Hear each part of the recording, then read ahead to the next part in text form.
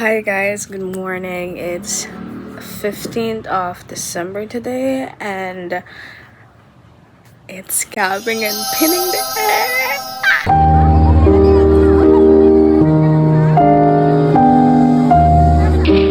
We are going to prep ourselves.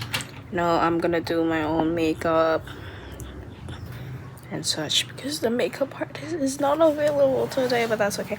Hi guys, so I just took a shower and it's like 11:40 something, and dude, I need to like fix my face and then yeah, makeup, then go na ng 12. So good luck.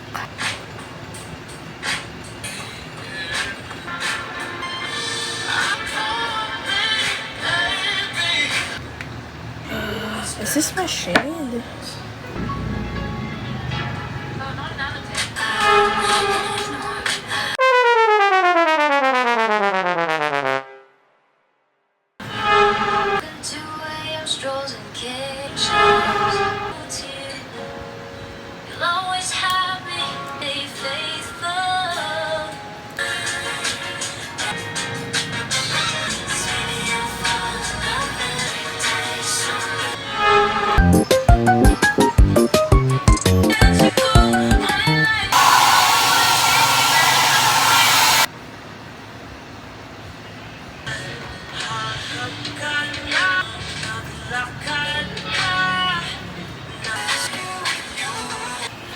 Ito na ang aking wedding gown.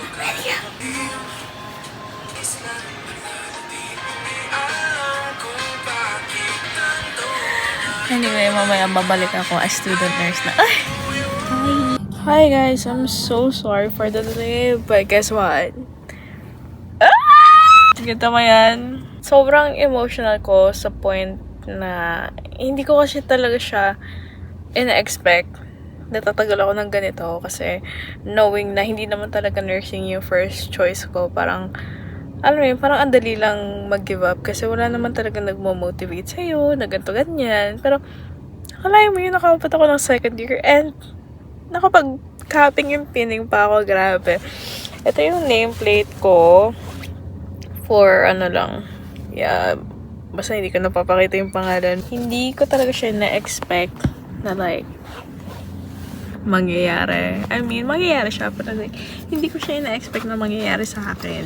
Kasi, on the verge of giving up na talaga ako dati. At malapit ka na mag-give up, pag plano talaga yun ni Lord sa'yo, talaga mangyayari yan. Ito yung candle ko. Diba? Capping and candle lighting ceremony, College of Nursing Batch 2027. Let's go! Ay, nilagay din sila dito eh. Keychain, tapos nakalagay yung ano, name mo, tapos College of Nursing. Like, for real na ba to? For real na. Talagang for real na. Tagal ko na nandito. Meron silang binigay na tickler,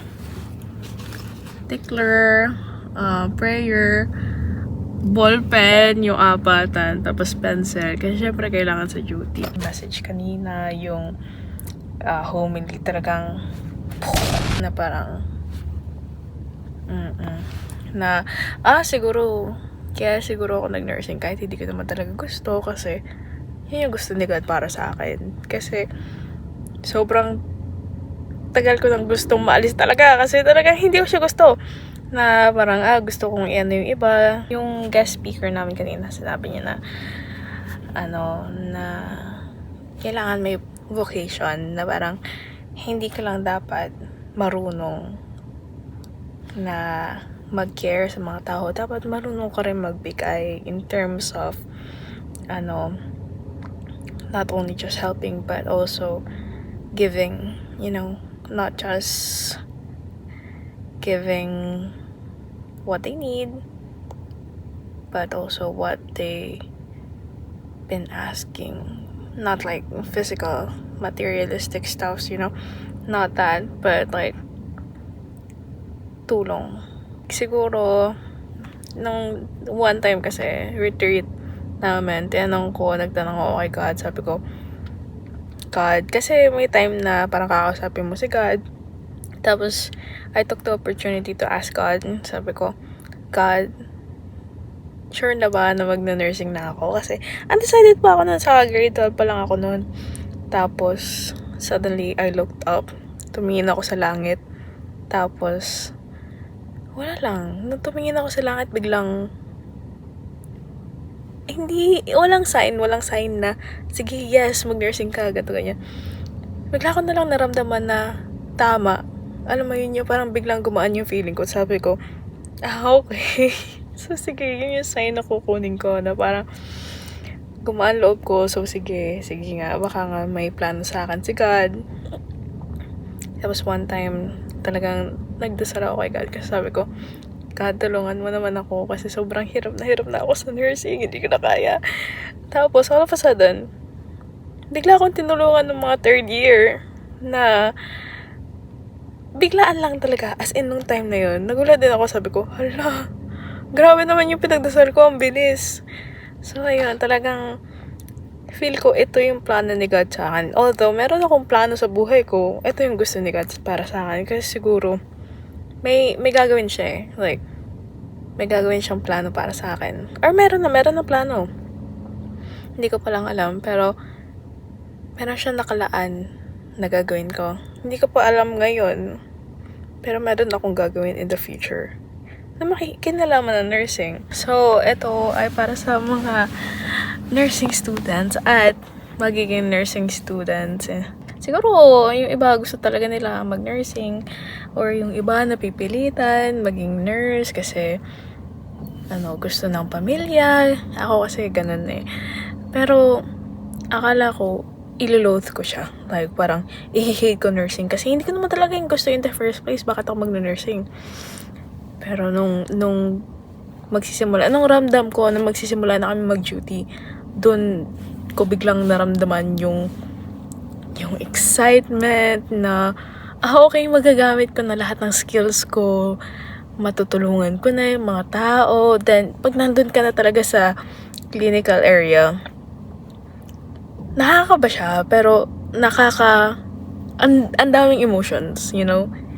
Like, this one time na, napupunta ako sa patient na nakatira, same kami ng background, nakatira sa place kung saan nakatira yung lolo ko. Tapos yun, dun kami nagkaroon ng connection, nagkaroon kami ng report. Tapos in the end, nung paalis na kami, kasi magpapaalam ka na tapos na duty mo, paalam kami. Sabi ko, sige po, see you po bukas, ganito ganyan. Tapos nasabi niya sa amin, sige, mag-iingat kayo.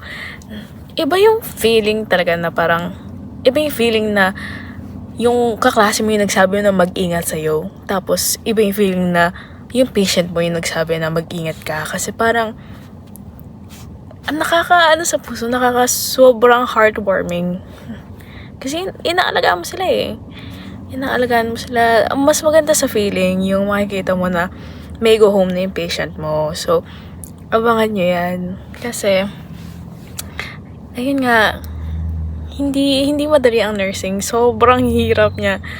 At hindi madali ang journey papunta doon. Pero, kailangan mo ng maraming determinasyon, maraming patience, at maraming kakayahan. Kasi talagang, kaya mo yan. Kaya mo yan. Maniwala ka sa sarili mo. Kasi kung nakaya ko, kaya mo din, di ba? Kaya, good luck sa mga future nurses, sa mga future student nurse, at sa mga future nursing students. Yes. Siguro, pinapanood mo to kasi, nurse ka, registered nurse ka na, or student nurse ka pa rin, or nursing student ka, or balak mong mag-nursing. Isa lang masasabi ko sa'yo, ituloy mo yan. Kaya mo yan. Dalawa yun, pero sige. Kaya mo yan. Kasi, maniwala ka sa sarili mo. Kasi ako naniniwala ako sa'yo. Kasi lahat naman tayo kaya talaga yan. Yan lang. So, that's it for this video. I hope you guys like it as much as I appreciated this day so much. And, I hope to see you guys. Siguro, as a registered nurse? Who knows? Maybe. So, di ba? Ngayon, as nursing student muna. As student nurse. So, student nurse Monique signing out. Bye. No! Student nurse Monique signing in. Bye!